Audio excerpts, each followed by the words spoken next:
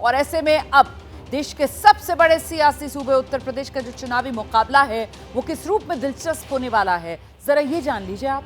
क्योंकि संदेश खाली में जिस वक्त बीजेपी नेता ममता बनर्जी को घेर रहे थे, उस समय आप जानते हैं ना, प्रधानमंत्री नरेंद्र मोदी समाजवादी पार्टी के गढ़ कहे जाने वाले आजमगढ़ से परिवारवाद पर करारा प्रहार कर रहे थे।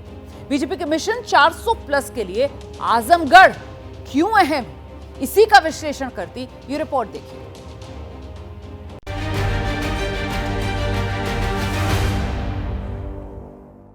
डबल इंजन की सरकार ने उत्तर प्रदेश में लाखों करोड़ रुपए के विकास कार्य कराए हैं।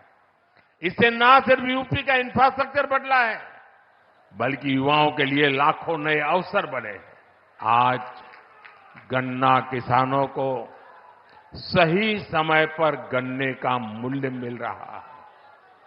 आपका ये प्यार और आजमगढ़ का ये विकास जातिवाद, परिवारवाद और वोट बैंक के भरोसे बैठे इंडी गठबंधन की नींद उड़ा रहा है। परिवारवादी लोग इतने बौखलाए हुए हैं, आए दिन मोदी को लगातार गाली दे रहे हैं।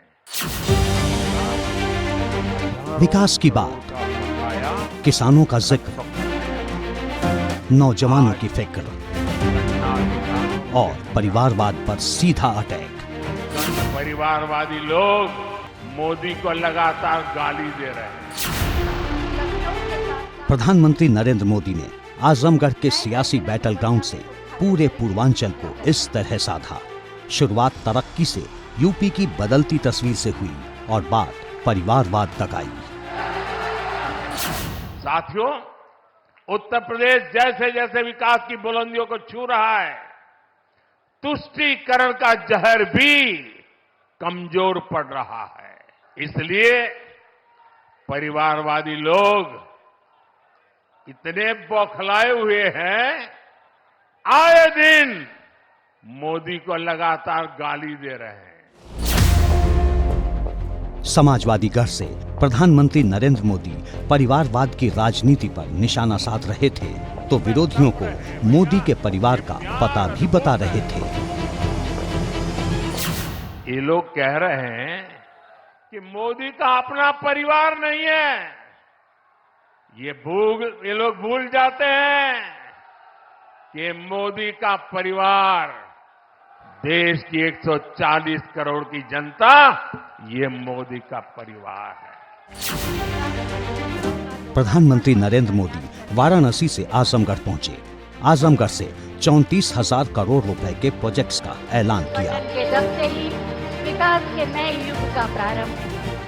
पिछली सरकारों पर हमला बोलते हुए कहा कि पहले की सरकारें पत्थर गाड़ कर गायब हो जाती थी, उसके बाद कोई पूछने वाला नहीं होता था, पत्थर भी गायब हो जाता था और नेता भी।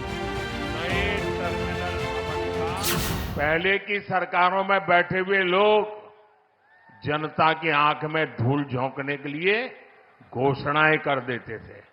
कभी चुनाव के पहले पत्थर गाड़ देते थे आकर के, फिर खो जाते थे, पत्थर भी खो जाते थे, नेता भी खो जाते थे। आज देश देख रहा है, मोदी दूसरी मिट्टी का इंसान है।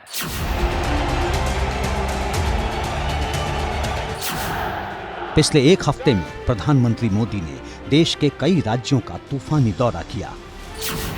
अपनी हर रैली में परिवारवाद पर निशाना साधा, लेकिन आजमगढ़ में इसके सियासी मायने अलग हैं। जानना चाहते हैं कैसे, तो सुनिए। आजमगढ़ समाजवादी पार्टी का राजनीतिक गढ़ रहा है। 1996 से 2019 तक आजमगढ़ में 9 बार लोकसभा चुनाव हुए। 9 चुनाव में से 4 बार समाजवादी पार्टी जीती। 2014 में मुलायम सिंह यादव आजमगढ़ से सांसद बने। 2019 में अखिलेश यादव ने आजमगढ़ सीट जीती। 2019 में बीजेपी ने आजमगढ़ से भोजपुरी कलाकार से नेता बने दिनेश लाल यादव निरहुआ को मैदान में उतारा था। अखिलेश यादव ने निरहुआ को भारी वोटों के अंतर से पराजित किया। अखिलेश यादव को 6,19,594 वोट मिले थे, जबकि निरहुआ के खाते में 3,60,255 वोट आए। 2022 में यूपी विधानसभा चुनाव में अखिलेश यादव विधायक बने। इसके बाद आजमगढ़ सीट पर उपचुनाव हुए। समाजवादी पार्टी ने धर्मेंद्र यादव को मैदान में उतारा, जिन्हें हराकर पहली बार दिनेश लाल निरहुआ आजमगढ़ से सांसद बने। आजमगढ़ सीट सबसे ज्यादा बार समाजवादी पार्टी के खाते में रही है। मौजूदा वक्त में ये सीट भारतीय जनता पार्टी के पास है, लेकिन सवाल ये खड़ा होता है कि क्या 2024 में भारतीय जनता पार्टी आजमगढ़ पर अपना दबदबा बरकरार रख पाएगी। और सवाल ये भी है कि भारतीय जनता पार्टी का आजमगढ़ पर इतना फोकस क्यों है। इसे 2022 में हुए उपचुनाव के नतीजों से समझा जा सकता है। दिनेश लाल यादव निरहुआ को 3,12,768 वोट मिले थे, जबकि समाजवादी पार्टी के धर्मेंद्र यादव को 3,04,089 वोट मिले।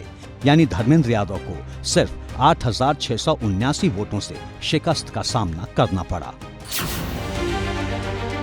2 साल पहले के चुनाव में हार जीत का यही अंतर भगवा पार्टी के लिए बड़ी टेंशन की वजह है। धर्मेंद्र यादव अखिलेश यादव के चचेरे भाई हैं, यानी आजमगढ़ सीट पर यादव परिवार ही चुनाव लड़ता रहा है। यही वजह है कि आजमगढ़ में प्रधानमंत्री मोदी के निशाने पर परिवारवाद की राजनीति रही। पिछले चुनाव में आजमगढ़ की जनता ने भी दिखा दिया कि परिवार के लोग जहां अपना गढ़ समझते थे, वो दिनेश जैसा एक नौजवान उसे ढहा देता है। प्रधानमंत्री नरेंद्र मोदी ने रैली में आए लोगों से मोबाइल लाइट ऑन करने को कहा और फिर आजमगढ़ में भी 400 पार का नारा दोहराया।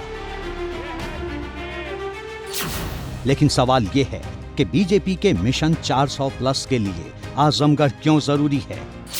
क्या आजमगढ़ से बीजेपी यूपी में 80 में से 80 सीटों को साध सकती है? आजमगढ़ को पूर्वांचल की राजनीति का बड़ा केंद्र माना जाता है। आजमगढ़ से पूर्वांचल की 26 से ज्यादा सीटों को साधा जा सकता है, लेकिन 2019 में बीजेपी को पूर्वांचल में ही सबसे बड़ा झटका लगा था। 2019 में बीजेपी जिन सीटों पर चुनाव हारी थी, उनमें बिजनौर, अमरोहा, मुरादाबाद, संभल, रायबरेली, घोसी, लालगंज, जौनपुर, अंबेडकर नगर, गाजीपुर, श्रावस्ती, मैनपुरी, सहारनपुर, आजमगढ़, रामपुर और नगीना, इन 16 सीटों पर उसे हार मिली थी। इन सीटों में से 10 बीएसपी और 5 समाजवादी पार्टी के खाते में, जबकि 1 कांग्रेस के खाते में गई थी। इनमें से गाजीपुर, मऊ की घोसी, आजमगढ़, लालगंज और जौनपुर लोकसभा सीटें पूर्वांचल में हैं।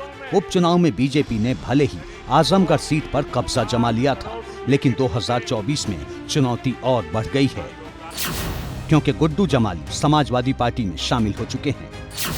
2022 के उपचुनाव में गुड्डू जमाली तीसरे नंबर पर रहे थे। गुड्डू जमाली को 2,66,210 वोट मिले थे। गुड्डू जमाली को समाजवादी पार्टी ने यूपी में इसी महीने 21 तारीख को होने वाले एमएलसी चुनाव में उम्मीदवार बनाया है, लेकिन आजमगढ़ में गुड्डू जमाली की पूर्वांचल के बड़े मुस्लिम नेता के तौर पर पहचान है। खास तौर से मुसलमान वोटरों में जमाली की गहरी पैठ मानी जाती है। आजमगढ़ सीट पर मुसलमानों के साथ साथ यादव वोटर्स का दबदबा रहा है। यही वजह है कि भाजपा की लहर के बावजूद भी आजमगढ़ की 5 विधानसभा सीटों पर समाजवादी पार्टी ने कब्जा कर लिया 2022 में। और इतिहास भी बताता है कि आजमगढ़ में यादव और मुसलमान मिलकर ही सांसद बनाते रहे। इस बात का एहसास बीजेपी को भी है, इसीलिए प्रधानमंत्री नरेंद्र मोदी ने आजमगढ़ से जाति की राजनीति पर भी जमकर निशाना साधा। पूर्वांचल ने दशकों तक जातिवाद और तुष्टीकरण की राजनीति देखी है, और पिछले 10 वर्षों में ये क्षेत्र विकास की राजनीति भी देख रहा है। यहाँ के लोगों ने माफिया राज, और कट्टरपंथ के खतरों को भी देखा है और अब यहां की जनता कानून का राज भी देख रही है। बीजेपी को यूपी के 10% यादव वोटरों की सियासी ताकत का बखूबी अंदाजा है। इसीलिए चंद दिन पहले लखनऊ में यादव महाकुंभ का आयोजन किया गया, जिसमें शामिल होने मध्य प्रदेश के मुख्यमंत्री मोहन यादव खास तौर से आए थे। मोहन यादव ने कैसे यूपी के यादव वोटरों को साधने की कोशिश की, सुनिए। जिले में अखिल भारतीय प्रवास कार्यक्रम चालू है। उत्तर प्रदेश के मेरा पहला प्रवास आजमगढ़ का है। मैं यहाँ मेरे तो इसलिए और गौरव की बात है कि 200-400 साल पहले मेरे फोरफादर, मेरे पूर्वज यहीं से गए थे, तो आजमगढ़ और उत्तर प्रदेश से मेरा विशेष रिश्ता भी है। बीजेपी इस बार 400 प्लस का टारगेट लेकर चल रही है, जिसमें यूपी की 80 सीटें सबसे अहम हैं, जिन्हें हर हाल में अपने पाले में करने के लिए बीजेपी कोई कसर बाकी नहीं रखना चाहती, क्योंकि दिल्ली की सत्ता का रास्ता यूपी से ही जाता है। इसीलिए देश के सबसे बड़े सूबे की राजनीति की रवायत पर पूरे देश की नजरें हैं। ये मोदी का परिवार, देश की 140 करोड़ की जनता, ये मोदी का परिवार।